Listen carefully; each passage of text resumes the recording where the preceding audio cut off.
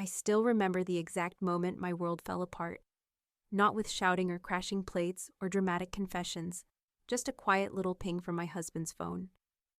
While he was in the shower, I wasn't the kind of wife who checked her husband's phone. Not in 15 years of marriage, not once. But that evening, something felt wrong. The screen lit up, a message preview. Reservation confirmed at Saliera private booth. She'll love it. Not you'll love it. I typed in the passcode our anniversary ironically, and what I saw next made my stomach twist. Messages, photos, future plans. Her name was Madison, and they were having dinner this Friday at our favorite restaurant. So, I did what any shattered woman might do. I reserved the table right next to theirs and waited. Now let me ask you this, if you found out your spouse was cheating, and you had the chance to confront them in public, would you do it? Comment with a 7 if you've ever been betrayed by someone you trusted.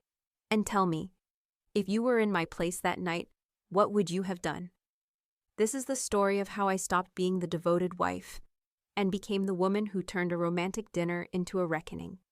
Stay with me, you don't want to miss what happened next. My name is Elena Carter, and for most of my adult life, I thought I had everything figured out. At 42, I was a senior economics lecturer at a respected university in Massachusetts. I had built a career I was proud of, contributed to academic research, mentored students, published papers. But more than that, I had a marriage, a partnership I believed in. I met Daniel when I was 26. He was 31, already on track to become a partner at a high-profile law firm. He was charming, intelligent, and ambitious, the kind of man who lit up a room without trying. He made me feel seen, valued, safe. And when he proposed, I said yes without hesitation. We built a life together, a beautiful home just outside Boston. Dinner parties with friends, lazy Sunday mornings, matching coffee mugs, the kind of life people envy from the outside. But here's the truth I now understand. Perfection is often just a well-rehearsed illusion. Over the past year, things had shifted. Daniel worked longer hours. Weekend client meetings popped up out of nowhere. He started going to the gym again, bought new cologne, paid attention to his wardrobe in a way he hadn't in years. And I told myself not to overthink it. He was under pressure. That's all. I didn't want to be that wife. The insecure, suspicious, paranoid wife who checks phone messages and imagines affairs in every text alert. So I made excuses for him. I excused the way he stopped looking me in the eyes when he said I love you. I excused the missed anniversaries, the canceled date nights, the sudden forgotten obligations. Until that night, we were home. He was in the shower, I was folding laundry, just about to head to bed. That's when his phone lit up, just a soft vibration. A message from his assistant, a single-sentence reservation confirmed at Saliera. Friday at 8 p.m., she'll love the private booth. It was the she that broke something in me. I stood there for a full minute, frozen, heart pounding. I shouldn't have touched it, but my hand moved before my mind did. I typed in his passcode, our anniversary date, the same code he'd used for years, and the truth spilled out in glowing blue text bubbles. Dozens of messages, photos, plans for weekend getaways, jokes, inside references. This wasn't a fling, it was a second life. Her name was Madison Quinn. She worked in the marketing department of his law firm. She was beautiful, of course, younger, of course, and she was married to a man named Oliver, a successful architect with a prominent firm downtown. For a long time, I just stared at Daniel's phone. Our 15-year marriage, reduced to a series of browser tabs and smiling selfies. I wanted to scream, but instead I put the phone down exactly where I'd found it. And when Daniel stepped out of the shower and asked, "Have you seen my blue tie?" I said without a hint of hesitation, "It's in the second drawer." My voice was calm, my hands were steady, but inside I was unraveling. That night I lay beside him watching him sleep. His breathing was slow, peaceful, like he had nothing to hide. I could have shaken him awake, demanded answers, screamed, accused, but something held me back.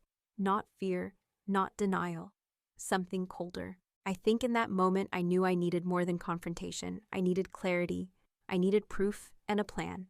So the next morning I called in sick to work, and I started investigating my husband. I didn't know it then, but what I found would change not just my marriage, but the course of my entire life. I'd never done anything like it before. spying on my own husband. It felt dirty, like I was crossing some invisible line. But what Daniel had done, that wasn't just crossing a line, it was burning the entire map. And so I dug. It didn't take long. Daniel had grown careless, maybe because he thought I'd never look. His email password was the same one he'd used for years. The name of our first dog, lowercase, no numbers. Pathetic. Within minutes, I was in his inbox, and there it was. Dinner at Saliera wasn't a one-time event. There were plans, rehearsed lies, airline confirmations, an apartment listing, photos of a place downtown, small, sleek, modern, far from the cozy New England charm of our shared home. The subject line read, "Our weekend place." I kept scrolling, her name appeared over and over, Madison Quinn. In one message, Daniel thanked her for making him feel alive again. In another, she sent a photo of herself in a red dress. His reply, "Wear this Friday, I want the whole room to see you're mine." I felt like I was drowning in the words. But then, a new name popped up, Oliver Quinn. Her husband, he was copied on a firm-wide message about a charity gala. And that's when the next piece clicked into place. I could have called him. I could have screamed into the phone, "Your wife is cheating on you with mine," but what would that accomplish? Just more chaos. No, this had to be clean, quiet, surgical. If Daniel wanted a romantic dinner at Saliera, then that's exactly what he'd get, with a surprise guest. I picked up the phone and called Saliera. The maitre d' was charming and discreet. I told him I was booking a business dinner. "Yes," I said calmly. "I'd like a table next to the private booth booked under Daniel Carter." The man paused for half a second, then agreed. Of course, how could he know the truth? I requested that my table be positioned just close enough to potentially join the party later in the evening. He chuckled and said, "Understood." Step 1, complete. Now came the delicate part, reaching out to Oliver. I sat at our kitchen island, the same place where Daniel once poured me wine after long lectures. The same spot where we planned vacations we'd never take again. I opened my laptop as a university lecturer. I had the perfect excuse. I drafted a professional email. Subject: guest speaker opportunity, urban design and economics series. Dear Mr. Quinn, I'm organizing a spring lecture series at Massachusetts State University, focused on architecture's role in sustainable city development. I complimented his firm's recent project, invited him to discuss his work over dinner. I have a reservation this Friday night at Saliera. Would that work for you? It took him less than 2 hours to respond. Polite, professional, grateful for the invitation, and available. He had no idea what he was about to walk into. I closed the laptop and leaned back in my chair. The rage that had once burned in my chest had cooled. Now it was something sharper, something precise. Friday was coming, and I would be ready.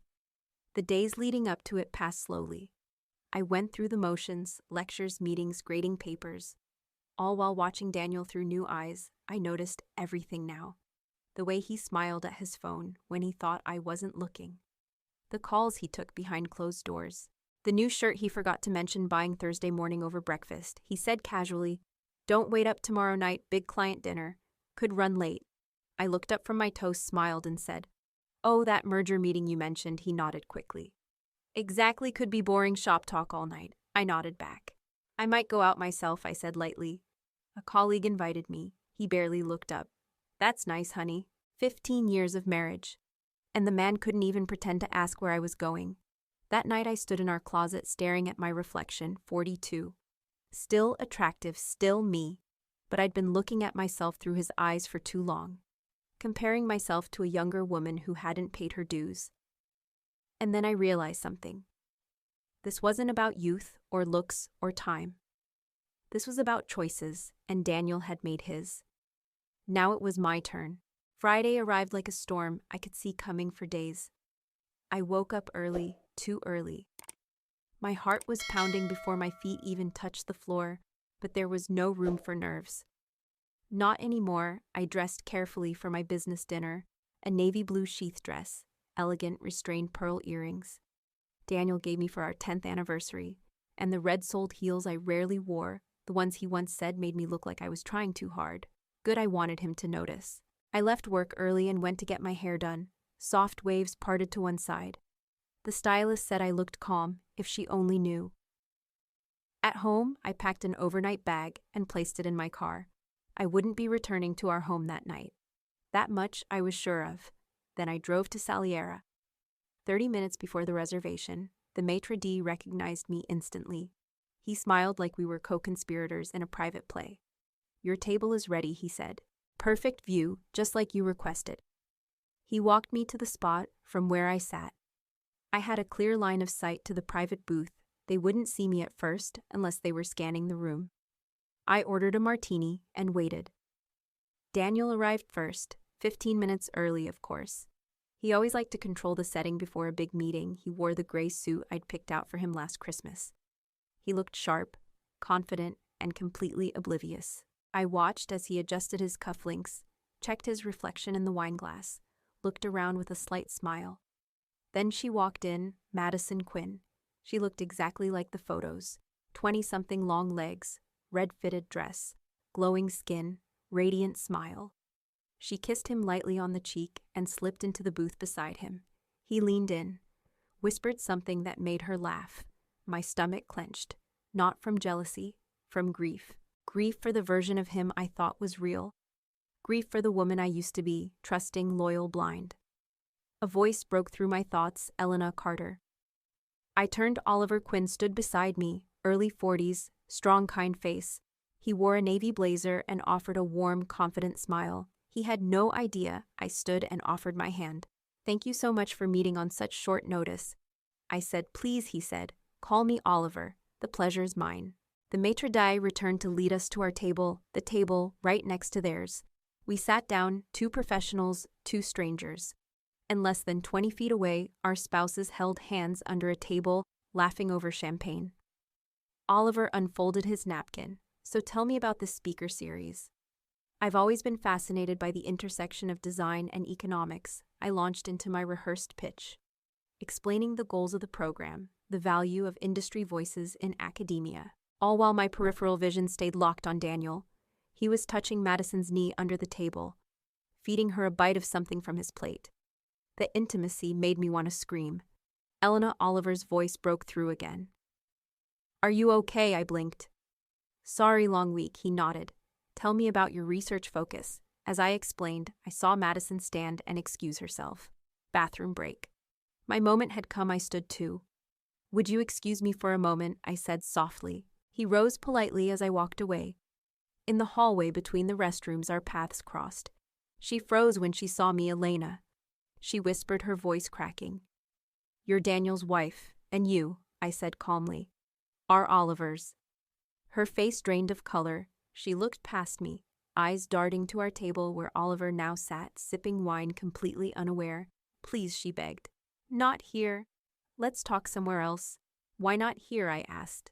"Isn't this where you were planning to celebrate candlelight, private booth, stolen kisses?" "Elena, please. I can explain." I tilted my head.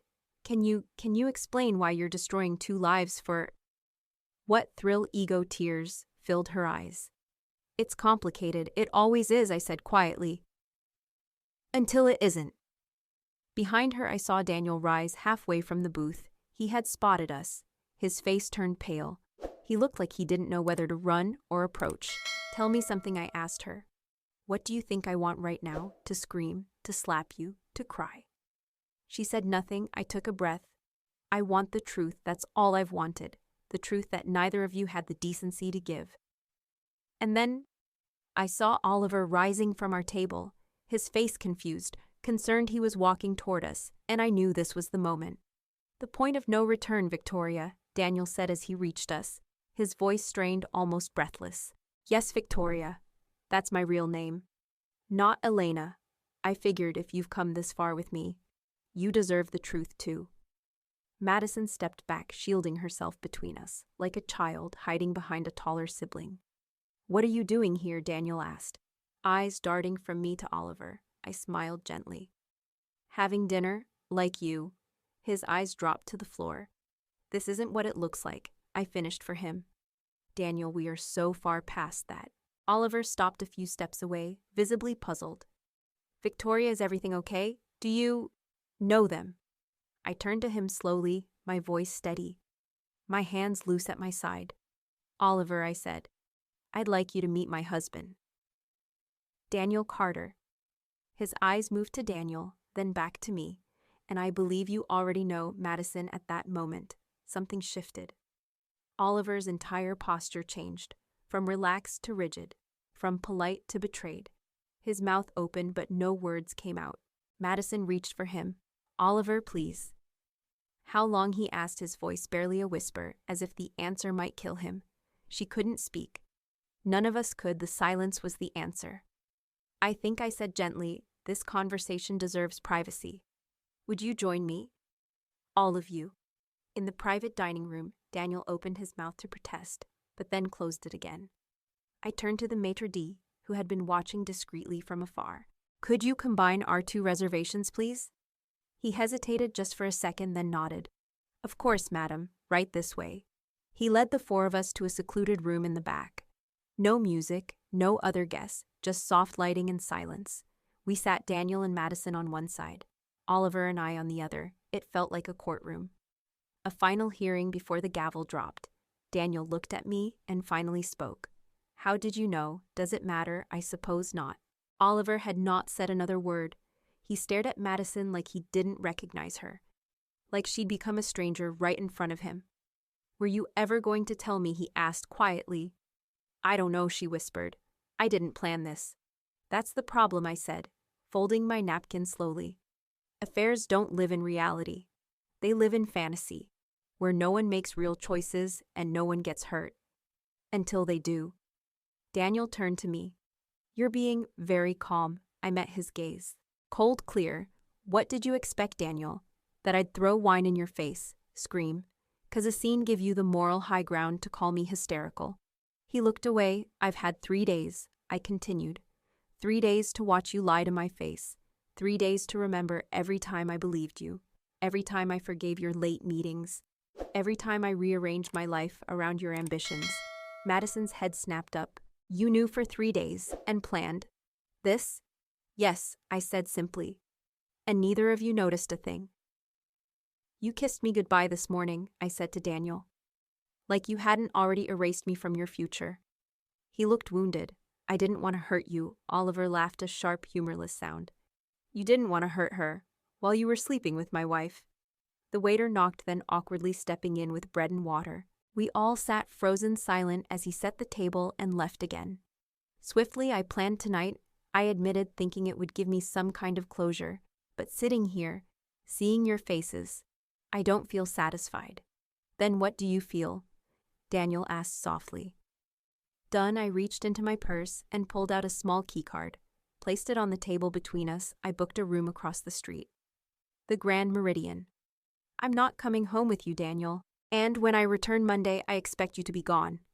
You're kicking me out, he said, stunned. No, you threw yourself out the day you decided our vows were optional. I stood up, Oliver. I'm sorry you had to find out this way. You deserved better. He nodded, still stunned. I turned to Madison. He's all yours now. No more sneaking around, no more thrill of the forbidden.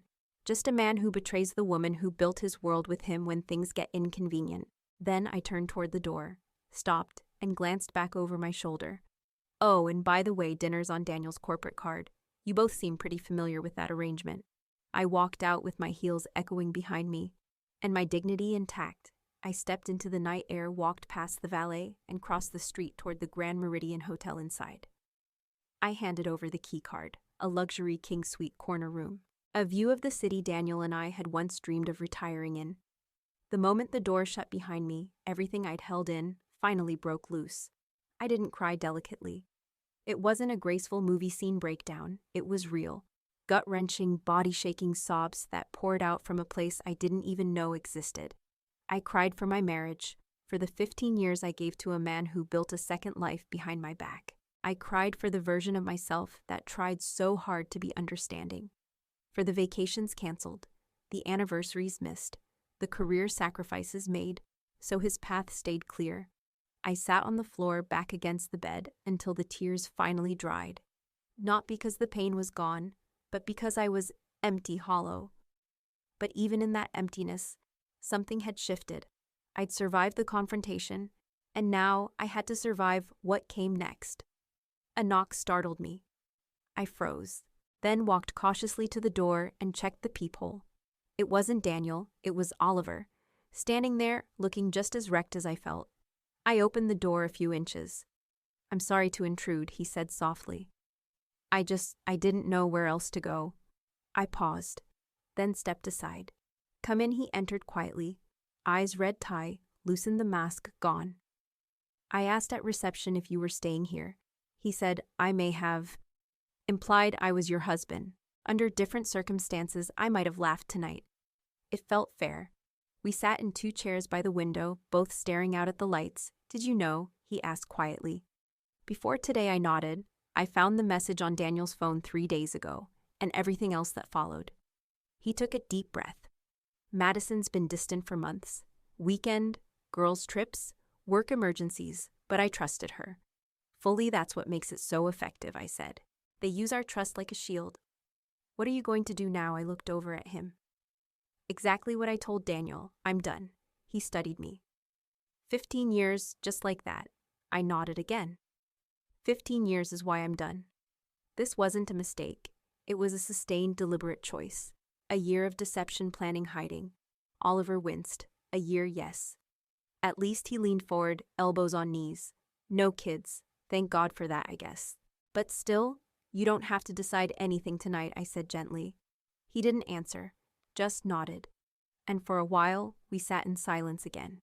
2 people who had just lost their futures, but maybe found their clarity. Around midnight, Oliver stood. "I should get a room. I'm glad you came," I said softly. He smiled, small, tired, but real. "Me too." The next morning, I woke to pounding at the door. I opened it, already knowing Daniel still in last night's suit, tie gone, face unshaven. "Victoria, please," he said, voice cracking. "We need to talk." I crossed my arms. "Did you come alone, or is Madison waiting in the car?" He flinched. "It's over. I ended it."